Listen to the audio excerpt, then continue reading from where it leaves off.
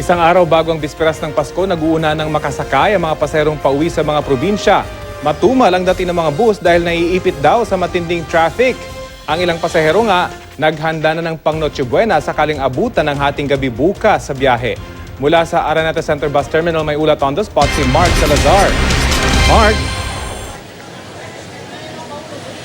Rafi, ngayong December 23 yung peak day para dito sa Araneta Bus Terminal sa mga kababayan nating dadagsa para umuwi sa kanilang mga probinsya via bus. At yan ang problema rito simula kanina umaga ay umiinit na, kaya ang kalaban ng mga pasaherong nakatenga rito ay yung discomfort ng init. Marami ang mga stranded pa rito at naghihintay pa ng kanilang mga scheduled buses. Kahit na yung mga bus nila ay scheduled trip ay 7 or 8 a.m.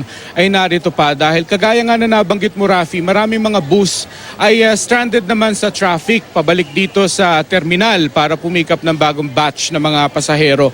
Especially yung mga manggagaling sa South Luzon, dahil sabi ng mga ticketing office dito ay marami ang kanilang delayed trips dahil merong aksidente sa Atimonan, Quezon na nag-cause ng matinding traffic doon. At alam naman natin, kapag nasa mga highway na traffic ang mga bus ay ganun din ang domino effect noon sa mga naghihintay naman na pasahero dito para ma-pick up ng mga bus nila. Marami dito pa rin ang same problem every year. Maliban dyan sa nasa stock na mga buses sa traffic, yung mga mas maraming bagahe kaysa sa pasahero. In fact, pag paisa-isa rito, Rafi, na mga dumarating na bus ay sa pag-uunuhan ng mga pasahero ay binabato na nila yung kanilang mga bagahe sa mga bintana para mauna lamang sa espasyo. Ganyan ang sitwasyon ngayon dito. At sa ticketing office, mahaba pa rin ang pila kahit na fully booked na. Maraming mga biyahe ay marami pa rin ang pumupunta rito para mag-chance passenger kung sakasakaling darating yung mga extra buses na binigyan ng special permit ng LTFRB para makabiyahe. At ganun pa rin ang striktong pinapatupad na seguridad dito na chine-check ang lahat ng bagaheng pumapasok dito sa loob ng terminal hanggang dun sa kanilang aabangang mga platform para sa pila sa mga para paparating na bus. At kagaya nga nasabi mo, marami mga bumabiyahe rito, Rafi, yung mga via Roro. Ibig sabihin, especially yung mga pa-Visayas ay more than 24 hours ang kanilang biyahe. Meron namang 12 hours pero dahil sa ikinakatakot nila na baka abutin sila sa barko ng Noche Buena dahil sa mga delayed trips na ito, ay naghanda na ng mga Noche Buena nila kung sakasakali ay doon na lamang nila kakainin sa barko sa kanilang biyahe, Rafi. Mark, nabanggit mo, maraming delay, matumal yung dating ng mga bus, pero may mga nagcha-chance passenger pa rin. Ano yung advisory ng pamunuan dyan para sa mga nagbabalak pang mag-chance passenger? Siyempre, dadagdag pa sila sa dami ng mga tao dyan sa terminal, Mark.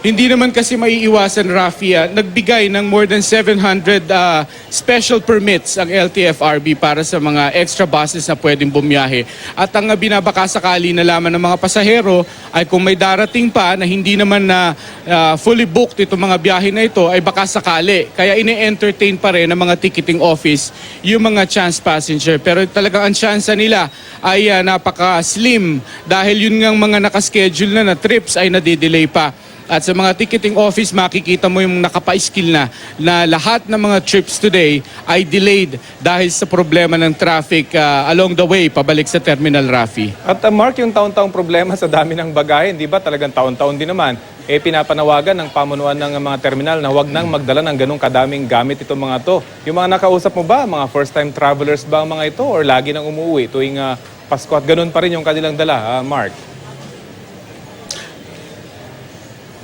Naku, Rafi, lahat ng mga bumabiyahe rito are regular passengers pagka ganitong mga special occasions, especially Christmas at New Year. At ito ay hindi na raw may iwasan dahil yung mga dala nila talaga, hindi may iwasan mga pampasalubong, mga personal nilang gamit. At talagang tradisyon na hindi maaaring wala kang pampasalubong na dala, kaya hindi may iwasan. Hindi naman maipatupad na isang pasahero ay hanggang 2 bagahe lamang sapagkat ang mga pasaherong ito nagbabayad naman ng espasyo. May mga pasahero na bumibili ng 2 seats kung para sa isang tao lamang na seat at yung extra seat ay para sa kanilang mga bags.